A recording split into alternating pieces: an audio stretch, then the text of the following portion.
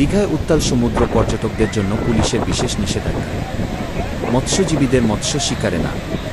টানা নিম্নচাপ, ঝড়ো হাওয়ার ফলে সমুদ্র উত্তাল হওয়ার সম্ভাবনা।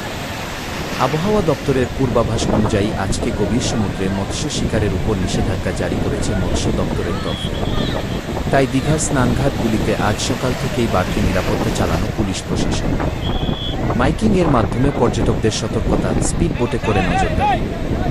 হাঁটার সময় যে সমস্ত পর্যটকরা সমুদ্র স্নান করছেন তারা যাতে কোমরের বেশি জলে না নামেন এবং মদ্যপান অবস্থায় সমুদ্রে স্নান করতে না নামেন তার আবেদন জানানো হয় পুলিশ প্রশাসনের পক্ষ থেকে।